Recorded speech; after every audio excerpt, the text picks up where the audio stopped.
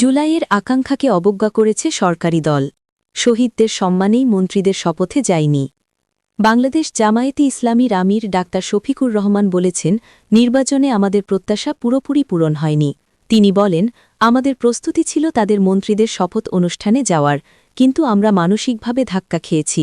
আমরা আমাদের জুলাই শহীদদের অশ্রদ্ধা করতে পারি না। মঙ্গলবার ১৭ ফেব্রুয়ারি এক বক্তব্যে তিনি নির্বাচন পরবর্তী পরিস্থিতি এবং শপথ গ্রহণ নিয়ে দলের অবস্থান পরিষ্কার করেন। শপথের প্রেক্ষাপট তুলে ধরে ডাক্তার শফিকুর রহমান বলেন, আমাদেরকে যে চিঠি দেওয়া হয়েছিল সেখানে দুটি শপথের কথা বলা হয়েছিল। সংসদ সদস্যের পরে সংবিধান সংস্কার পরিষদের গণভোটের শপথ। তিনি আরও বলেন, আমরা রুমে প্রবেশ করার পর সচিব জানালেন, সরকারি দল শুধু সংসদ সদস্য হিসেবে শপথ নিয়েছেন। আমরা দুটো নিলাম। ২০২৬ সালের এই নির্বাচনের পটভূমি ব্যাখ্যা করতে গিয়ে জামায়াত আমির বলেন, ২০২৬ সালে কোনো নির্বাচন হওয়ার কথা ছিল না। ২৪-এর গণঅভ্যুত্থানের কারণে এই নির্বাচন হয়েছে। শপথের বিষয়ে আমরা হয়তো ভিন্ন চিন্তা করতে পারতাম, কারণ জুলাইয়ের আকাঙ্ক্ষা ও গণভোটের রায়কে আমরা দায়িত্ব বলে গণ্য করেছি।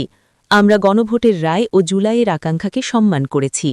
সরকারি দলের অবস্থানের সমালোচনা করে তিনি বলেন, সরকারি দল সংবিধান সংস্কার পরিষদের শপথ না নিয়ে জুলাইকে উপেক্ষা ও অবজ্ঞা করেছে। এটা জন আকাঙ্ক্ষার বিপরীতে তাদের অবস্থান। সংস্কারের বিপরীতে তাদের এই অবস্থান স্পষ্ট, যদিও তারা ভিন্ন বক্তব্য দিয়েছেন। যদি তারা জুলাইকে সম্মান করেন, সংস্কারকে ধারণ করেন, তাহলে তারা সেই শপথ নেবেন।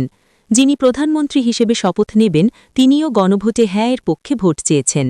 শপথের বৈধতা ও জুলাই বিপ্লবের মর্যাদা প্রসঙ্গে তিনি মন্তব্য করেন, কার কাছে শপথ নেবে সেটা তারা তাদের পছন্দমতো ব্যক্তির কাছে নিতে পারেন, কিন্তু আমরা দেখতে চাই জুলাই সম্মানিত হয়েছে, স্বীকৃতি পেয়েছে। জুলাইকে অসম্মান, অশ্রদ্ধা ও স্বীকৃতি না দিয়ে ২৬-এর এই পার্লামেন্ট গৌরবের আসনে বসতে পারবে না। কেন জামায়াত মন্ত্রীদের শপথ অনুষ্ঠানে অংশগ্রহণ করেনি, তার কারণ ব্যাখ্যা করে তিনি বলেন, আমাদের প্রস্তুতি ছিল তাদের মন্ত্রীদের শপথে যাওয়ার, কিন্তু আমরা মানসিকভাবে ধাক্কা খেয়েছি। আমরা আমাদের জুলাই শহীদদের অশ্রদ্ধা করতে পারি না, যার কারণে শত ইচ্ছা থাকলেও আমরা শপথে যেতে পারলাম না। এজন্য আফসোস থাকল।